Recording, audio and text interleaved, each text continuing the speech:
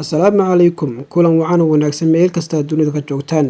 waa mar kale barnaamijyada caafimaadka ee xagga daraasadaha dunida waxa ku soo kordha caafimaadka oo baan halkan idinka soo gudbino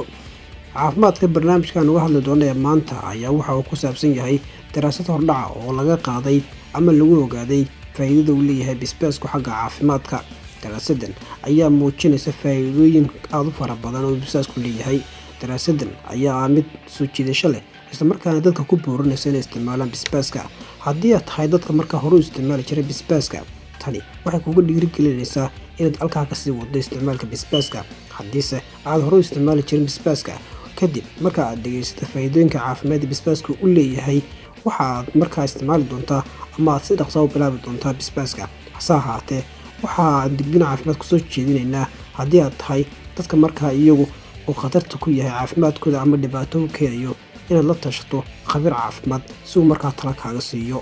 balse ka hor intaynaan bilaabin faa'iidooyinka caafimaad ee basbaasku leeyahay qadar yar oo weysiisa fadlan ku xidhnow kanaalka oo taabo subscribe sidoo kale fura gambaleelka ama jilis daraasado hordhaca oo la qaaday ayaa lagu ogaaday faa'iidooyinka wax ku oolka ee basbaaska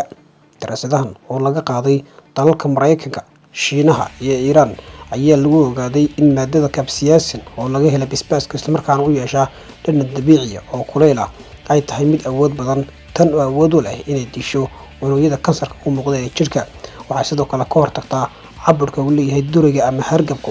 waxay kaloo u shaqeysaa inay hoos u dhigto waxyaabaha carin kara ama sare u qaadi kara bararka jirka waxay siisaa inay hoos u dhigto xanuunada ku dhaca dheefshiidka waxay kale oo laga helaa basbaaska waxa loo yaqaano antioxidantska kuwan oo la dagaalama sumaha jirka faa'iidooyinka dheeriga ee laga helo basbaaska waxaa ka mid ah inuu hoos u dhigo xanuunka qofku uu dareemayo waxa kale oo ka hortaga waxa loo yaqaano baruurta ama cayilka sidoo kale faa'iidooyinka laga helo waxaa ka mid ah inuu sare u qaado ama uu si horumariyo caafimaadka wadnaha si kastaba faa'iidooyinka basbaaska oo daraasad dheer lagu daabacay bogagga caafimaadka ee dunida ayaa lagu sheegay inuu joogteeyo caafimaadka lafaha sidoo kale waxa uu qayb ka qaataa inuu qofka ka caawiyo inuu hurdo wacan marka uu seexdo si kastaba basbaaska ayaa mid sare u qaadi kara diiranaanta jirka gaar ahaan xilliyada jiilaalka ee markaa qabowga uu jiro